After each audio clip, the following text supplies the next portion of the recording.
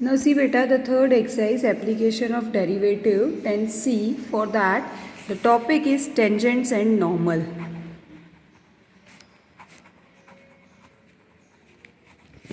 You all know, as you had already known about the information about the tangents and normal means आपको बताया जा चुका है. Normal means perpendicular को normal कहते हैं.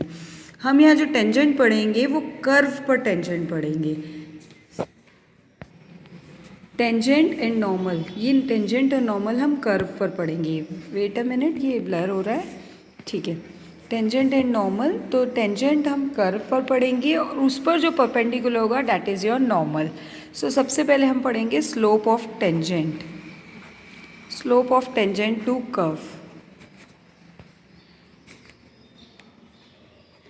It is denoted by M. Slope तो आपको पता है एम से डिनोट किया जाता है. M tan theta. And how can you find in application of derivative? It is D Y by D X. That means derivative of function with respect to x gives you the slope of the tangent.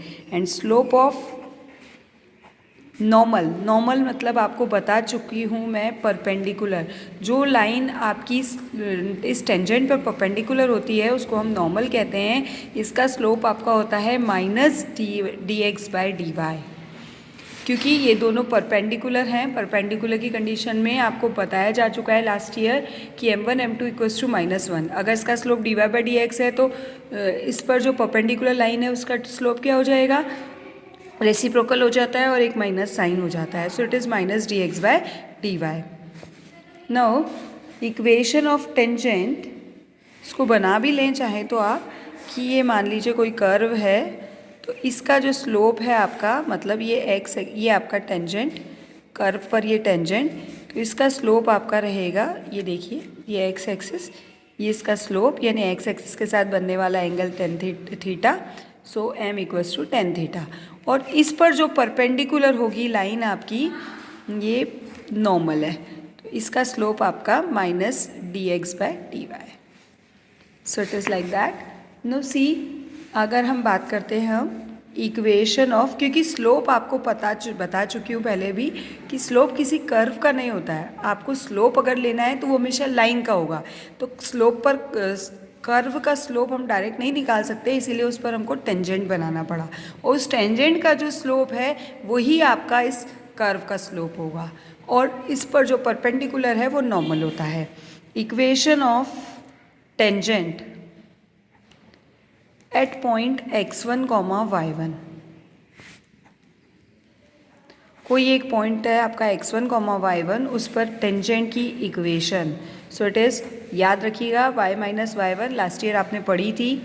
It is m, तो m की जगह आपका tangent का slope क्या आया? D Y by D X, X minus x1. ये आपका equation of tangent आ गया. Now equation of normal.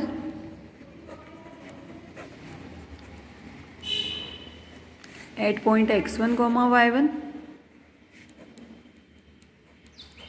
Is, वही रहेगा y माइनस y1, लेकिन यहाँ पर क्या हो जाएगा आपका स्लोप बन जाएगा D x by minus of D x by D Y, X minus x1.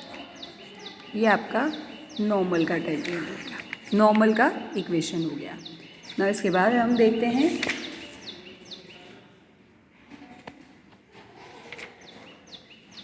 to find the points, equation of tangent parallel and perpendicular to the x axis. सबसे पहले equation of tangent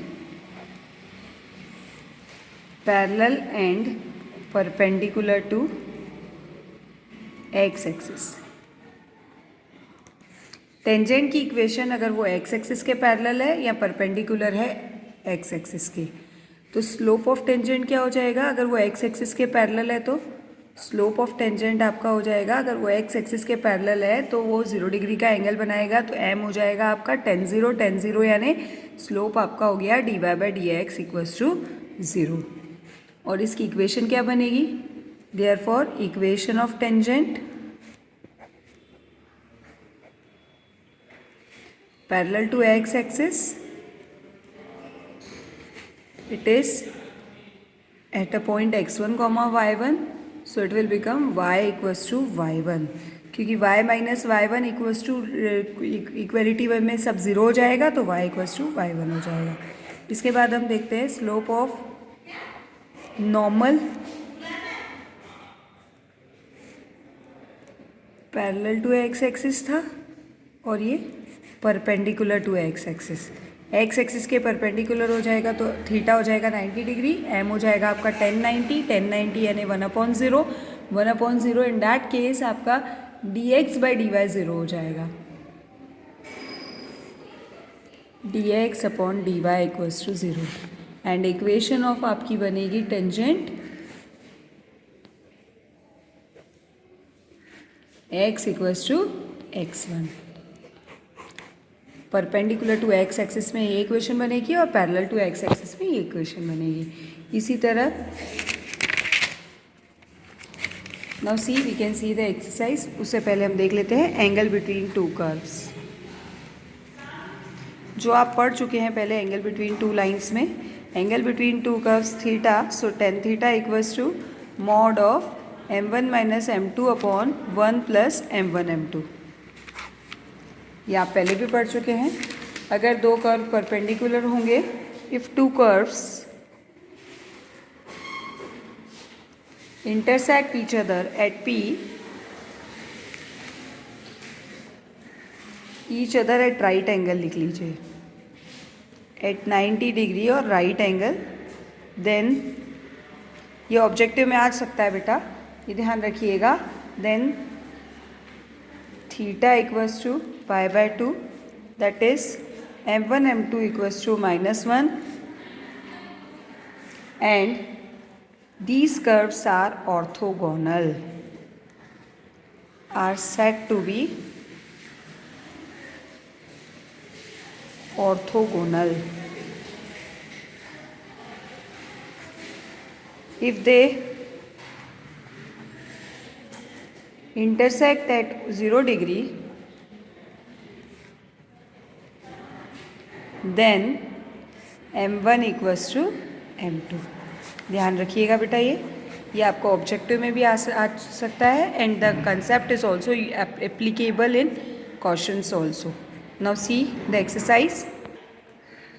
exercise 10C। First question, what you have to do, find the slope of the tangent to the curve. Curve का tangent slope निकालना है, tangent का slope निकालना है आपको। First part आप खुद कर लीजिएगा, सेकेंड में बता रही हूँ। सेकेंड पार्ट में क्या है आपके पास, x दे रखा है t² plus 3t minus 8 and y equals to दे रखा है आपको 2t³ माइनस 2t माइनस 5। देखिए बेटा, अगर डायरेक्ट आपको y दे रखा हो x के रिस्पेक्ट में तो आप dy/dx डायरेक्ट निकाल लेंगे, but here we have the third, ये पैरामेट्रिक फॉर्म है। पैरामेट्रिक फॉर्म में एक थर्ड वेरिएबल और होता है, तो x t के फॉर्म में और y भी t के फॉर्म में है। तो पहले आप dx/dt निकालें, dy/dt निकालें and then after you will find dy/dx। ऐसा हमने डिफ्रेंसिएशन की लास्ट एक्सरसाइज में किया हुआ है, हार्डर डिफ्रेंसिएशन में। तो this is your first, this is your second, differentiating 1 and 2 with respect to t। तो ये हो जाएगा आपका dx/dt, that is 2t plus 3 and dy/dt is 6t² minus 2. So you can find dy/dx. How? It is dy/dt upon dx/dt. So dy/dt क्या है आपका 6t² minus 2 upon 2t plus 3। ये आपका आ गया dy/dx, that is slope of the tangent. पर आपको इसमें दे रखा है t इक्वल्स टू 2, तो dy/dx at t equals to 2 put कर दीजिए, t की जगह 2, तो 6 × 2 का square minus 2 upon 2 × 2 plus 3। Find it, 4 6 are 24, 24 minus 2 22, 4 plus 3 7। So it is slope of the tangent। इसी तरह हम सेकेंड क्वेश्चन करेंगे जिसमें स्लोप ऑफ द नॉर्मल निकालेंगे। Now see the second question. Second question का मैं आपको थर्ड पार्ट कराती हूँ। सॉरी सेकेंड पार्ट, इसका भी सेकेंड पार्ट देख लेते हैं।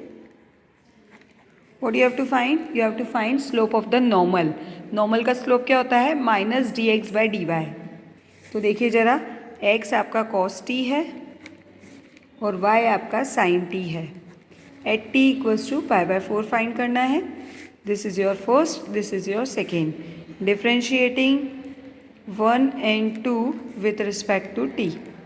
So dx by dt equals to minus sin t and dy by dt equals to cos t. So dy by dx equals to, no, हमको dx by dy चाहिए, तो dx by dy equals to dx by dt upon dy by dt. dx by dt minus sin t upon cos t.